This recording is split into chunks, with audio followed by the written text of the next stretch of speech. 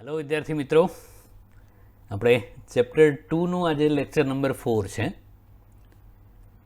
હવે આ લેક્ચરમાં થોડી કથા વાર્તા છે, એટલે કે બધું વર્ણનાત્મક ટોપિક છે, પણ ઓબ્જેક્ટિવ માટે એ જરૂરી છે, સમજવા લાયક છે।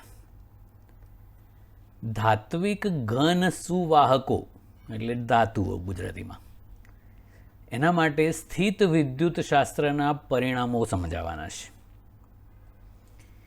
તો આપણે ધાતુઓ છે એને સ્થિત વિદ્યુત શાસ્ત્રમાં કેવી રીતે વર્ણવવામાં આવે છે અથવા તો એના ગુણધર્મો કેવા કેવા હોય છે એની ચર્ચા કરવાની છે।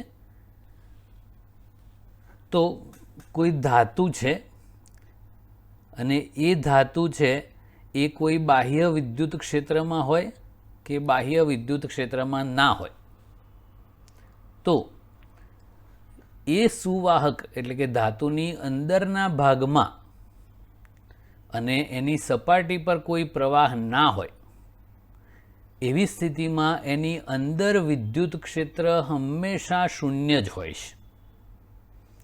આ સુવાહકની લાક્ષણિકતા છે અને એ સુવાહકને વ્યાખ્યાયિત કરવાનો ગુણધર્મ છે। એટલે કે સુવાહક કોને કહેવાય? તો જે પદાર્થની અંદરના વિસ્તારમાં દરેક પરિસ્થિતિમાં વિદ્યુત ક્ષેત્ર શૂન્ય હોય એને કહેવાય સુવાહક। એટલે એને બાહ્ય કોઈ વિદ્યુત ક્ષેત્રમાં મૂકેલો હોય કે ના મૂકેલો હોય કે એની પર કોઈ વિદ્યુત ભાર પ્રસ્થાપિત કરવામાં આવે કે ના આવે, અંદરના વિસ્તારમાં વિદ્યુત ક્ષેત્ર હંમેશા શૂન્ય જ હોય। એનું કારણ શું છે? એ કે ધાતુની અંદર મુક્ત ઇલેક્ટ્રોન્સ છે, તો આપણે એ ધાતુને બાહ્ય વિદ્યુત ક્ષેત્રમાં ના મૂકેલો હોય તો પણ અંદર જે મુક્ત ઇલેક્ટ્રોન્સ અને ધન આયનો હોય એ તો હાજર રહેવાના જ। તો એ ધન આયનોનું જે વિદ્યુત ક્ષેત્ર હોય એની અસર હેઠળ એ ઇલેક્ટ્રોન્સ બળ અનુભવતા હોય છે અને એ અસ્તવ્યસ્ત ગતિ કરતા હોય છે, અને એ એવી રીતે ગોઠવાયેલા હોય છે જેથી અંદરનું કુલ વિદ્યુત ક્ષેત્ર શૂન્ય બની જાય। એ બાહ્ય વિદ્યુત ક્ષેત્ર હોય કે ના હોય, દરેક પરિસ્થિતિમાં સુવાહકની અંદર બધે જ વિદ્યુત ક્ષેત્ર શૂન્ય જ હોય। આ સુવાહકનો ગુણધર્મ છે। સુવાહકની બીજી ખાસિયત આપણે કરવાની છે કે વિદ્યુત ભારિત સુવાહકની સપાટી પર સ્થિત વિદ્યુત ક્ષેત્ર સપાટીને દરેક બિંદુએ લંબ જ હોય છે। મતલબ કે આપણે સુવાહકની સપાટી ઉપર કોઈ વિદ્યુત ભાર પ્રસ્થાપિત કરીએ તો એ વિદ્યુત ભાર માત્ર સુવાહકની સપાટી પર જ વિતરિત થાય અને એના લીધે વિદ્યુત ક્ષેત્ર જે ઉત્પન્ન થાય એ સપાટીને લંબ જ હોય। જો એ સપાટી પર ધન વિદ્યુત ભાર પ્રસ્થાપિત કરીએ તો વિદ્યુત ક્ષેત્ર સપાટીને લંબ બહાર જતું હોય અને ઋણ વિદ્યુત ભારિત પ્રસ્થાપિત કરીએ તો વિદ્યુત ક્ષેત્ર સપાટીને લંબ અંદર આવતું હોય, પણ લંબ જ હોય। હવે એ પ્રશ્ન થાય કે જો લંબ ના હોય તો શું? ધારો કે આપણે કોઈ વિદ્યુત ક્ષેત્ર સપાટીને લંબ નહીં ને ત્રાંસું છે એવું વિચારીએ, તો એ વિદ્યુત ક્ષેત્રના બે ઘટકો પડે, એક સપાટીને લંબ અને બીજો સપાટીને સમાંતર। તો જો એ સપાટીને સમાંતર કોઈ ઘટક હાજર હોય તો એ વિદ્યુત ક્ષેત્રના ઘટકને લીધે વિદ્યુત ભારો ઉપર બળ લાગે અને એ બળ લાગવાથી વિદ્યુત ભારો ગતિ કરવા લાગે। પણ એ વિદ્યુત ભાર આપણે કોઈ પણ સપાટી પર પ્રસ્થાપિત કરીએ વાહક ઉપર તો એ વિદ્યુત ભારો તો સ્થિર અવસ્થામાં જ હોય છે, મતલબ એ ગતિ કરતા નથી, એટલે કે કોઈ બળ અનુભવતા નથી। એનો મતલબ કે સપાટીને સમાંતર કોઈ વિદ્યુત ક્ષેત્રનો ઘટક ના હોવો જોઈએ, નહીંતર એ વિદ્યુત ભારો ગતિ કરવા લાગે, પણ એવું છે નહીં। માટે વિદ્યુત ક્ષેત્રનો સપાટીને સમાંતર કોઈ ઘટક હાજર ના હોય, અને સમાંતર ઘટક ના હોય એનો મતલબ કે બધું વિદ્યુત ક્ષેત્ર સપાટીને લંબ જ હોય।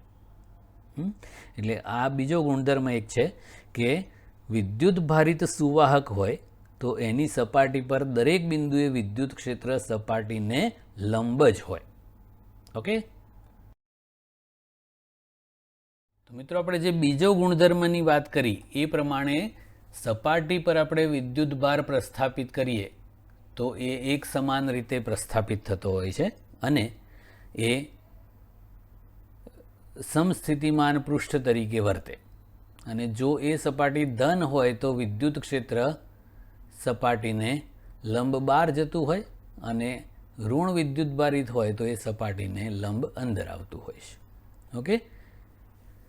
ત્રીજો ગુણધર્મ, સ્થાયી સ્થિતિમાં આપણે આખા ચેપ્ટરમાં સ્થિર વિદ્યુત ભાર તંત્રોની જ વાત કરીએ છીએ. સુવાહકના અંદરના વિસ્તારમાં વધારાનો વિદ્યુત ભાર હોઈ શકે નહીં. એટલે આવો કોઈ સુવાહક લઈએ તો ધાતુ છે એટલે અંદર ધન આયનો હોય અને મુક્ત ઇલેક્ટ્રોન્સ પણ હોય. પણ આ મુદ્દાનો મતલબ શું છે કે જેટલા ધન આયનો હોય એક્ઝેક્ટલી એટલા જ મુક્ત ઇલેક્ટ્રોન્સ પણ હોય. એટલે જો એ બધાનો અંદરના વિસ્તારનો નેટ વિદ્યુત ભાર ધ્યાનમાં લો તો એ 0 થઈ જાય. આપણે એને બહારથી વિદ્યુત ભારિત કર્યું હોય તો સપાટી પર નેટ વિદ્યુત ભાર ધન કે ઋણ જે આપણે પ્રસ્થાપિત કરેલો એ હોઈ શકે. પણ આપણે જે વાત કરીએ છીએ અંદરના વિસ્તારની કરીએ છીએ. તો એ સમજવા માટે આપણે આવું એક ગૌસિયન પૃષ્ઠ લઈએ.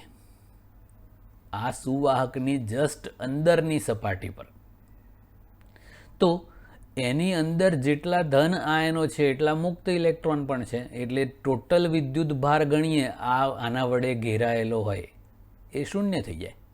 એટલે અંદરના વિસ્તારમાં વિદ્યુત ક્ષેત્ર 0 હોય. બીજું કે કદ વિદ્યુત ભાર ઘનતા પણ અંદરના વિસ્તારમાં 0 હોય. એટલે કે વાહકની અંદર વિદ્યુત ક્ષેત્ર શૂન્ય હોય અને ઘેરાયેલો વિદ્યુત ભાર પણ શૂન્ય જ હોય. ઓકે. બીજો ગુણધર્મ છે હવે, સુવાહકના સમગ્ર કદમાં સ્થિત વિદ્યુત સ્થિતિમાન અચળ હોય છે અને અંદરના ભાગમાં તેનું મૂલ્ય સપાટી પરના મૂલ્ય જેટલું જ હોય છે. તો મિત્રો આપણે કવચ માટે જે વાત કરેલી સેમ એ જ વસ્તુ કે સુવાહકની અંદર બધે વિદ્યુત ક્ષેત્ર શૂન્ય છે પણ વિદ્યુત સ્થિતિમાન અચળ હોય અને એ કેટલું હોય તો સપાટી પર જેટલું હોય એટલું જ. હવે એ વિદ્યુત સ્થિતિમાનની વ્યાખ્યા આપણે કરેલી કે અનંત અંતરેથી એકમ ધન વિદ્યુત ભારને આપેલ બિંદુએ લાવવા માટે કરવું પડતું કાર્ય છે.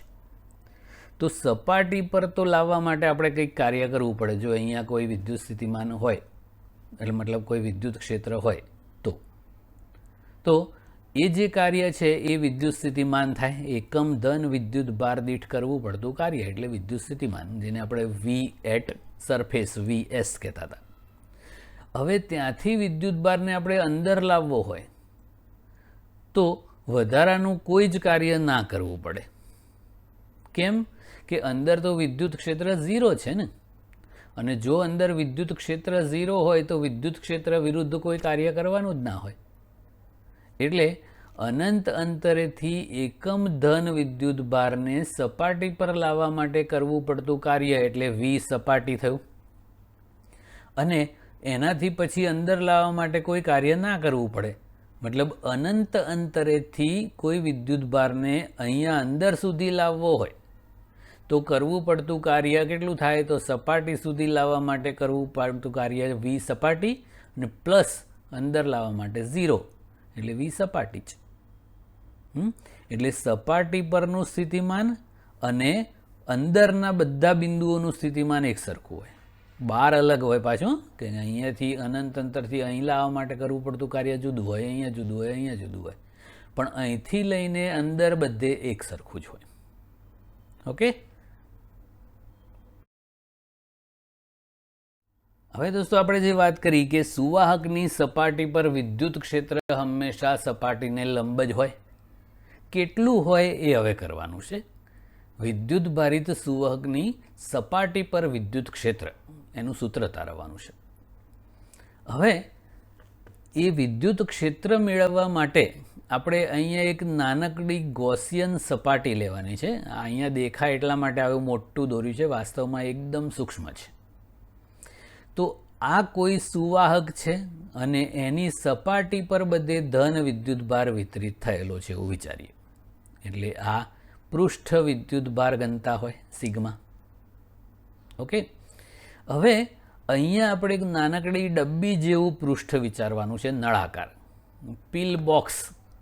એ પિલ બોક્સ એટલે એ દવાની ગોળીઓ મૂકવાની ડબ્બી, એટલે આ ડબ્બી જેવો આકાર છે. તો એ જે પિલ બોક્સ જેવું આપણે ગૌસિયન સપાટી વિચારી, એમાંનો અમુક ભાગ એ પૃષ્ઠની બહાર છે અને અમુક ભાગ અંદર છે.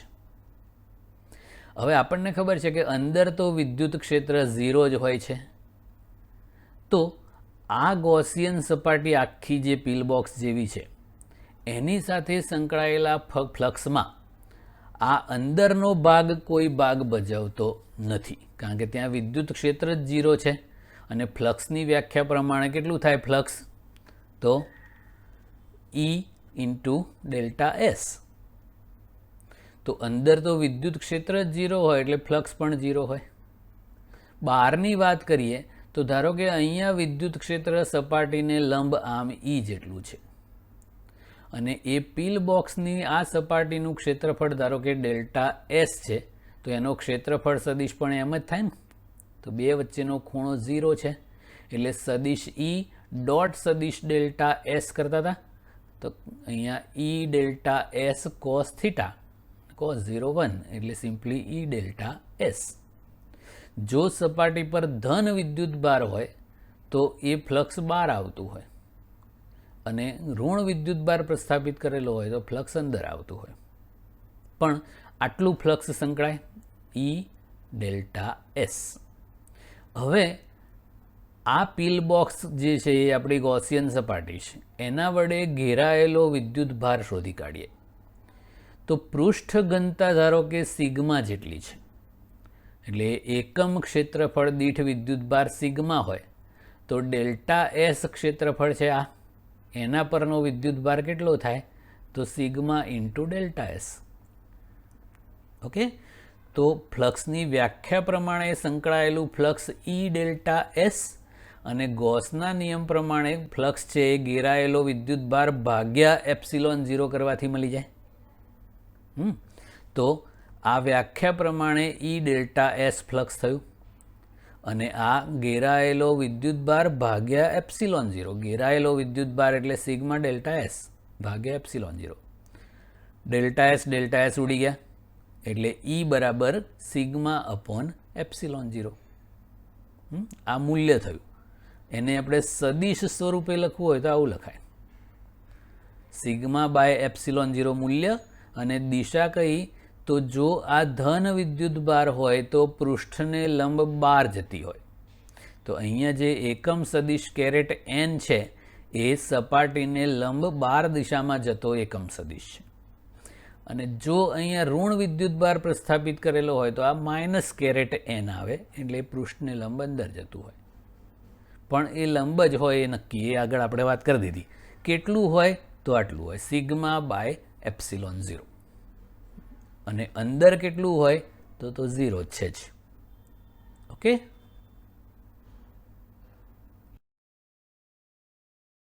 હવે સુવાહકનો એક ખાસ ગુણધર્મ છે, એની આપણે ચર્ચા કરવાની છે, ઇલેક્ટ્રોસ્ટેટિક શિલ્ડિંગની ઘટના. તો આવો કોઈ સુવાહક લઈએ અને એની અંદરનો ભાગ છે એ ખાલી વિસ્તાર છે, એટલે કે બખોલવાળો વિસ્તાર છે, કેવિટી. અંદર કોઈ પણ પ્રકારનો વિદ્યુતભાર નથી એવું વિચારવાનું, શૂન્યાવકાશ છે અથવા હવા હોય પણ કોઈ વિદ્યુતભાર નથી.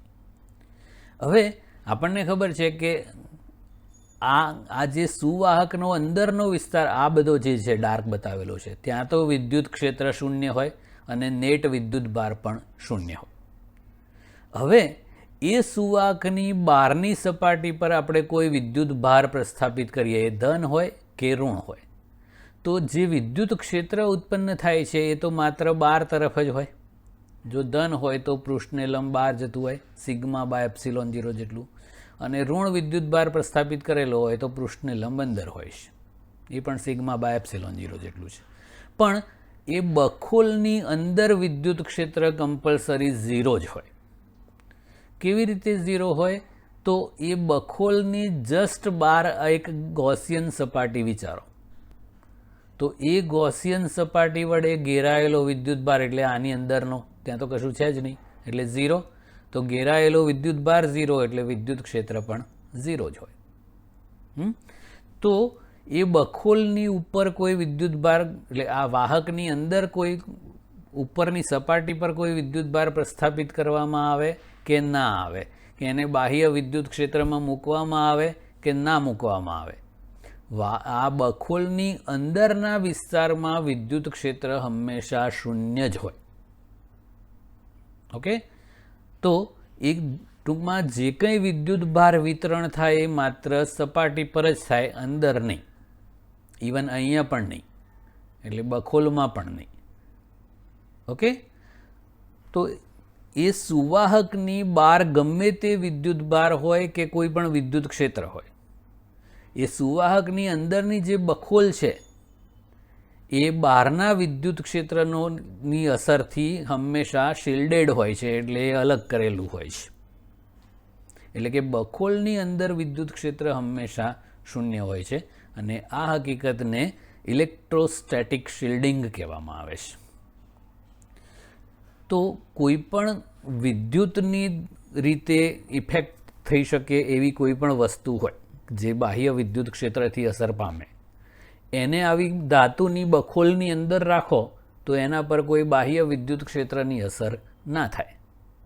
જેમ કે દારૂગોળો હોય, એ મૂકવા માટેના જે વેરહાઉસીસ હોય, આપણે શું કહીએ છીએ એને સ્ટોરેજ, તો એ બિલ્ડિંગ્સ બધી લોખંડની જ હોય છે, આખી દિવાલો ઉપરનું બધું જ. તો એનો ફાયદો શું થાય કે ઉપરથી વીજળી પડે તો એ જે કંઈ વિદ્યુત ભાર વિતરણ થાય એ બધું એ બોડી પર જ હોય બિલ્ડિંગની, કારણ કે એ ધાતુની છે, એટલે એ બધો વિદ્યુત ભાર સપાટી પર જ વિતરિત થાય, અને પછી એને પૃથ્વી સાથે કનેક્ટ કરેલું હોય એટલે અર્થિંગ કરેલું હોય એટલે એ બધો વિદ્યુત ભાર જમીનમાં જતો રહે. પણ જે જગ્યાએ દારૂગોળો મૂકેલો છે એ બિલ્ડિંગની વચ્ચેના વિસ્તારમાં એ બખોલ કહેવાય, તો ત્યાં કોઈ વિદ્યુત ક્ષેત્ર જ ના હોય, તો કોઈ સ્પાર્ક પણ ના થાય અને એ દારૂગોળો ફૂટવાનો કોઈ પ્રશ્ન જ ના રહે. એ જ રીતે આપણે મોબાઈલ ફોન છે તો એની અંદર જે સર્કિટ્સ હોય છે એ પણ આ રીતે ઇલેક્ટ્રોસ્ટેટિકલી શિલ્ડિંગ કરેલી હોય, એટલે બાહ્ય વિદ્યુત ક્ષેત્ર એ પર્ટિક્યુલર સર્કિટને ઇફેક્ટ ના કરે. એટલે એ બાહ્ય વિદ્યુત ક્ષેત્રની અસરથી બચાવવા માટે આનો ઉપયોગ થઈ શકે, પણ એ કમ્પલસરી ધાતુનું શિલ્ડિંગ હોવું જરૂરી છે, કારણ કે ધાતુ હોય તો જ અંદર વિદ્યુત ક્ષેત્ર 0 થઈ જાય. ઓકે,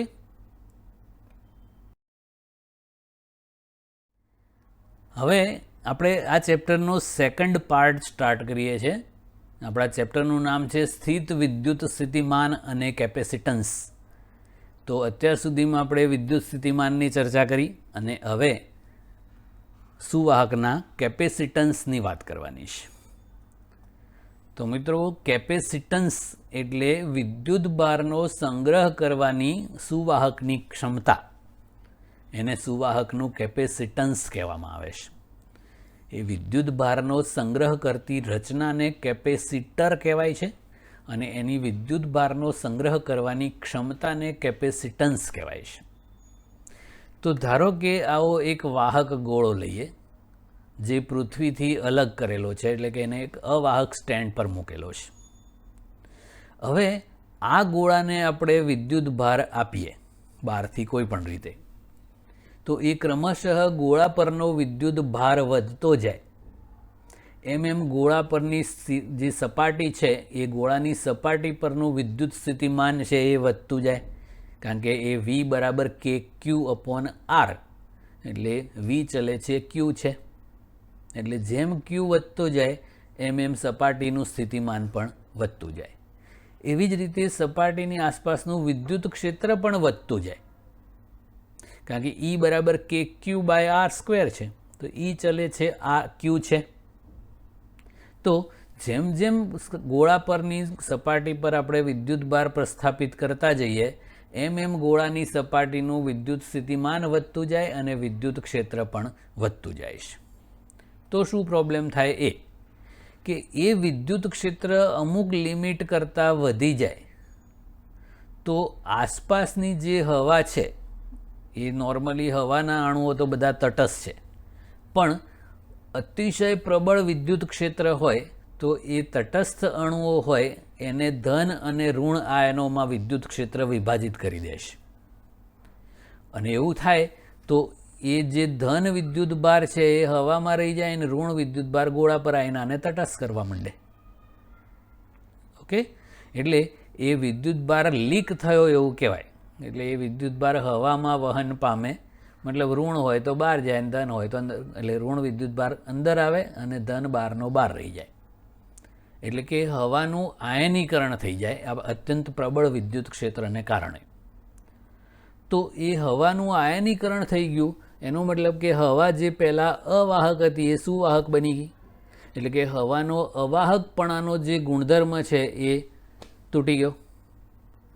તો આ ઘટનાને ડાય ઇલેક્ટ્રિક બ્રેકડાઉન કહેવાય છે. અહીંયા ડાય ઇલેક્ટ્રિકનો મતલબ વિદ્યુત અવાહક થાય છે, અને એ વિદ્યુત અવાહકપણાનો ગુણધર્મ પડી ભાગવો એને કહેવાય ડાય ઇલેક્ટ્રિક બ્રેકડાઉન. તો એ હવાનું આયનીકરણ થઈ જાય તો આસપાસની હવા વિદ્યુતની સુવાહક થઈ જાય, અને આ ગોળા પર આપણે ધન વિદ્યુત ભાર પ્રસ્થાપિત કર્યો હોય તો એ હવામાંથી ઋણ વિદ્યુત ભારો મેળવીને તટસ્થ થવા માંડે. તો શું થાય? તો એ ગોળા પરનો ઋણ વિદ્યુત ભાર ઓછો થઈ જાય. એટલે ટૂંકમાં ગોળો છે એ અનલિમિટેડ વિદ્યુત ભાર સંગ્રહ કરી શકતો નથી, કારણ કે અમુક લિમિટ સુધી વિદ્યુત ભાર વધી જાય પછી આસપાસની હવાનું આયનીકરણ થઈને પછી એ ઋણ વિદ્યુત ભાર મેળવીને પાછો તટસ્થ થઈ જાય.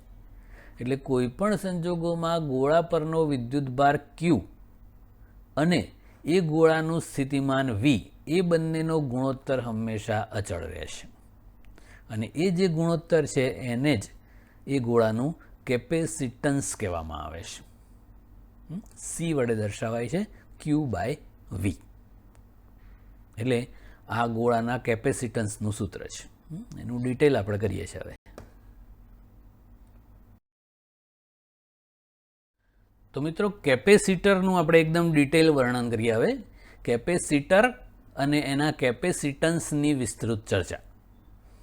વિદ્યુત ભારનો સંગ્રહ કરતી રચના એટલે કેપેસિટર, અને એની વિદ્યુત ભારનો સંગ્રહ કરવાની ક્ષમતા એટલે કેપેસિટન્સ. તો આવું બે સુવાહકોનું એક તંત્ર લઈએ તો એકબીજાથી અલગ કરેલા એવા બે સુવાહકોથી બનતી રચના એને કેપેસિટર કહેવામાં આવે છે, સંધારક કહે છે. આપણે ઇંગ્લિશમાં યાદ રાખવાનું છે કેપેસિટર.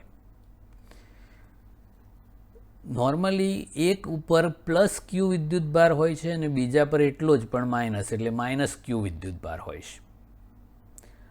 આનું વિદ્યુત સ્થિતિમાન V1 લઈએ, આનું વિદ્યુત સ્થિતિમાન V2 લઈએ તો બે સુવાહકો વચ્ચેનો જે વિદ્યુત સ્થિતિમાનનો તફાવત છે V1 - V2 એને V કહેવામાં આવે છે. એને કેપેસિટરના બે સુવાહકો પરનો વિદ્યુત સ્થિતિમાનનો તફાવત કહેવાય છે. અને જે Q છે એ વાસ્તવમાં કોઈ પણ એક સુવાહક પરના વિદ્યુત ભારનું મૂલ્ય છે. આખા કેપેસિટરનો ટોટલ વિદ્યુત ભાર તો 0 જ હોય. કેમ કે એક ઉપર +Q હોય ને એક ઉપર -Q હોય, એટલે કુલ વિદ્યુત ભાર તો 0 જ હોય. પણ કોઈ એક પરનો વિદ્યુત ભાર હોય એનું મૂલ્ય Q જેટલું લેવામાં આવે છે. હવે આપણને ખબર છે કે વિદ્યુત ક્ષેત્ર E બરાબર kq/r², એટલે E ચલે છે Q છે. એવી જ રીતે વિદ્યુત સ્થિતિમાનનો તફાવત V છે એ પણ Qના સમપ્રમાણમાં છે. હવે વિદ્યુત સ્થિતિમાનના તફાવતની વ્યાખ્યા પ્રમાણે શું છે કે એકમ ધન વિદ્યુત ભારને આ સુવાહક 2 પરથી સુવાહક 1 ઉપર લઈ જવા માટે કરવું પડતું કાર્ય.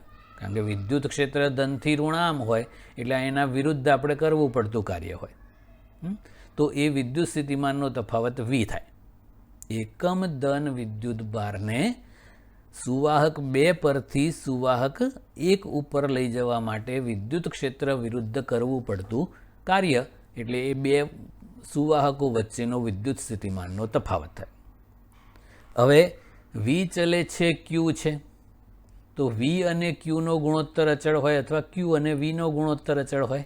તો એ Q/V ગુણોત્તર હંમેશા અચળ રહે છે અને એ ગુણોત્તરને જ આ સુવાહકોના તંત્રનું કેપેસિટન્સ કહેવામાં આવે છે. C = Q/V. સૂત્ર પ્રમાણે એ Cનું મૂલ્ય Q ને V પર આધાર રાખે છે એવું નહીં સમજવાનું. Cનું મૂલ્ય Q અથવા V પર આધારિત નથી.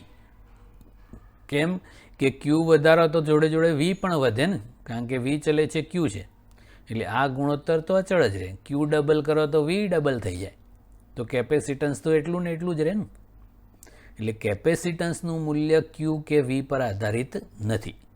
તો કોની પર આધારિત છે? એ તો આ જે સુવાહકોનું તંત્ર આપણે બનાવ્યું એના આકાર ઉપર, એનું માપ એટલે એની ક્ષેત્રફળ ઉપર, એ બે વચ્ચેનું અંતર કેટલું છે એની ઉપર, અને બીજું ખાસ એ સુવાહકોને અલગ કરતું જે અવાહક માધ્યમ છે, અહીંયા શૂન્યાવકાશ હોય અથવા હવા હોય કે બીજો કોઈ પણ અવાહક પદાર્થ હોય, એની પર આધારિત છે. 4 બાબતો પર આધાર રાખે: આકાર, ક્ષેત્રફળ, બે વચ્ચેનું અંતર અને બે વચ્ચેના માધ્યમના ગુણધર્મો. ઓકે, અચ્છા, આના પરથી એનો એકમ કરીએ કેપેસિટન્સનો તો કુલમ્બ પર વોલ્ટ થાય. ટૂંકમાં એને ફેરેડે કહેવામાં આવે છે, કેપિટલ F વડે દર્શાવાય છે. માઇકલ ફેરેડેના નામના પરથી એની સંજ્ઞા કેપિટલ F છે. ઓકે, આ સૂત્ર પ્રમાણે કેપેસિટન્સ C = Q/V છે. તો એનો વિદ્યુતભારનો સંગ્રહ કરતી ક્ષમતા એટલે કેપેસિટન્સ બહુ મોટું જોઈતું હોય તો એનો મતલબ શું થાય કે Q મોટું અને V નાનું હોવું જોઈએ. તો નાના વિદ્યુત સ્થિતિમાનના તફાવતમાં મોટો વિદ્યુતભાર સંગ્રહ કરે એનું કેપેસિટન્સ વધારે હોય. ઓકે, તો શું કરવું પડે જોઈએ? તો આપણે એ બે સુવાહકો વચ્ચે ધારો કે હવા છે, એ અવાહક છે, અને એની અવાહકની જે ક્ષમતા છે જેને આપણે ડાયઇલેક્ટ્રિક સ્ટ્રેન્થ કીધી એ 3 × 10⁶ વોલ્ટ પર મીટર એટલે કે 3000 વોલ્ટ પર મિલીમીટર જેટલી છે. મતલબ કે બે સુવાહકો વચ્ચે આપણે 1 મિલીમીટરનું અંતર રાખ્યું હોય તો 3000 વોલ્ટનો વિદ્યુત સ્થિતિમાનનો તફાવત લગાડી શકાય. 1 સેન્ટીમીટર અંતર રાખો તો 30,000 વોલ્ટ થાય. તો આટલો વિદ્યુત સ્થિતિમાનનો તફાવત લગાડો ત્યાં સુધી એ વિદ્યુતભાર લીક થયા વિના એ કેપેસિટન્સ એટલે કેપેસિટર જળવાઈ રહે, એટલે કે હવાનું આયનીકરણ ના થાય અને એ કેપેસિટર વિદ્યુતભારનો સંગ્રહ કરી શકે. તો વિદ્યુત સ્થિતિમાનનો તફાવત એટલો હોવો જોઈએ કે જેથી એ વિદ્યુત ક્ષેત્ર ઉત્પન્ન થાય બે પ્લેટ વચ્ચે એ આ બ્રેકડાઉનની સીમા વટાવી ન જાય. એટલે કે અંદર જે વિદ્યુત ક્ષેત્ર ઉત્પન્ન થાય એ આનાથી નાનું રહેવું જોઈએ, નહીતર એ સુવાહક બની જાય તો શોર્ટ થઈ જાય ને, બે જોઈન્ટ થઈ જાય. એટલે એ વિદ્યુતભાર લીક થયા સિવાય, સ્ખલન એટલે લીક, એ વિદ્યુતભારનો સંગ્રહ કરતું જાય, પણ એની એક લિમિટ હોય. પછી એ વિદ્યુતભાર વધતો જાય અને ડાયઇલેક્ટ્રિક સ્ટ્રેન્થ કરતાં વધારે વિદ્યુત ક્ષેત્ર બે સુવાહકો વચ્ચે ઉત્પન્ન થઈ જાય તો પછી એ બે પ્લેટો જોઈન્ટ થઈ જાય, કારણ કે વચ્ચે હવા જે હોય એ વિદ્યુતની સુવાહક થઈ જાય તો પછી બધો વિદ્યુતભાર તટસ્થ થઈ જાય. ઓકે, એટલે દરેક કેપેસિટરની વિદ્યુતભારનો સંગ્રહ કરવાની એક ક્ષમતા લિમિટેડ હોય છે, એની એક સીમા હોય. ઉપયોગ શું થાય આનો? તો વિદ્યુતભારનો સંગ્રહ કરવા માટે આ રચના છે. તો ઘણા એસી પરિપથોમાં એક વિદ્યુત ઘટક તરીકે એનો ઉપયોગ થાય છે. આપણને જૂનો જાણીતો ઉપયોગ આપણને એક તો ખબર જ છે, પંખામાં ઉપર એક ડબ્બી જેવું હોય છે, એ કેપેસિટર હોય છે.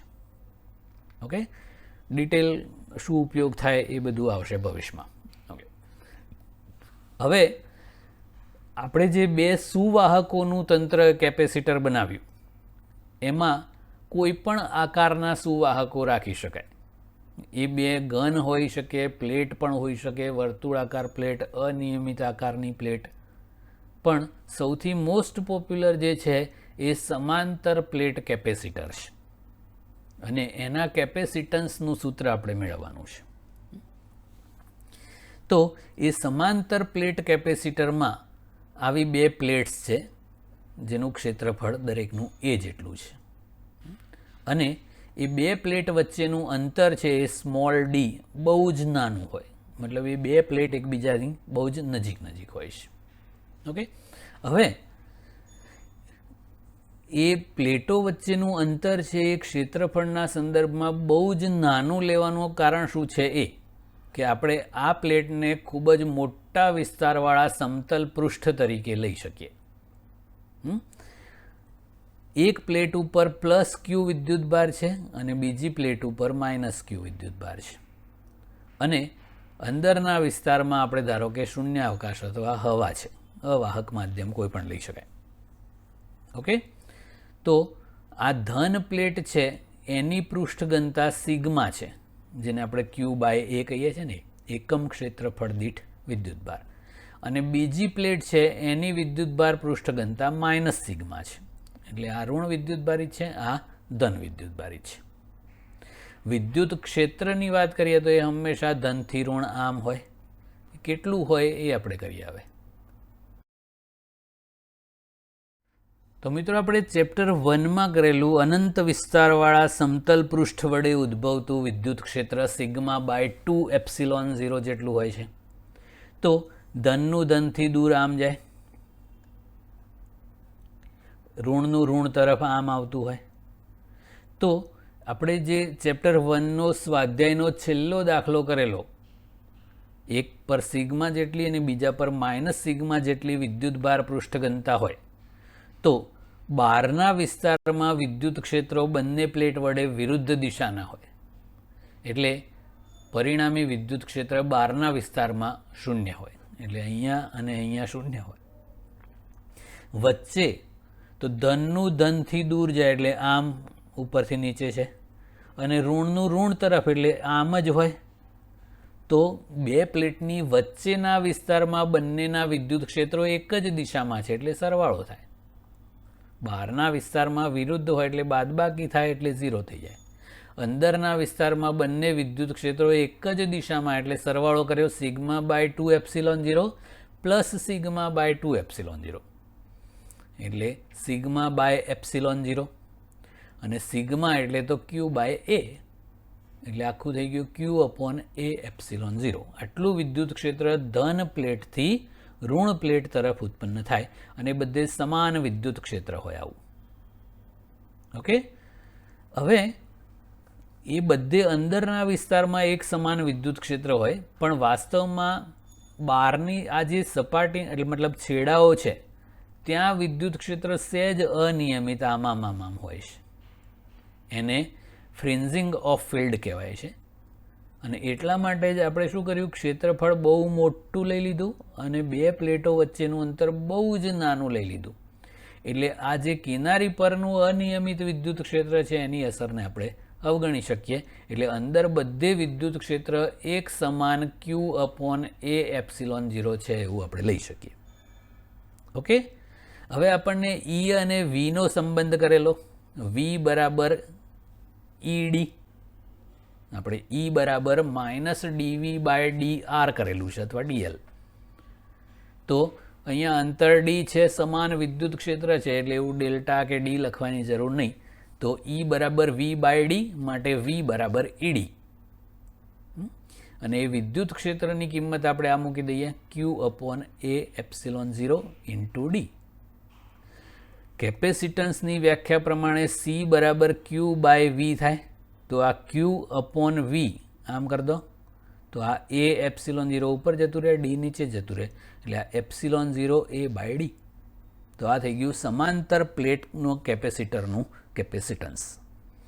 આના પરથી આપણને એ કેપેસિટન્સ કઈ બાબતો પર આધાર રાખે એનો આઈડિયા મળી જાય. જો એ ε0 શૂન્યાવકાશની પરમિટિવિટી છે, એટલે અહીંયા શૂન્યાવકાશ હોય તો ε0 વાપરવાનું, શૂન્યાવકાશને સિવાય બીજું કોઈ માધ્યમ હોય તો એની પરમિટિવિટી વાપરવી પડે.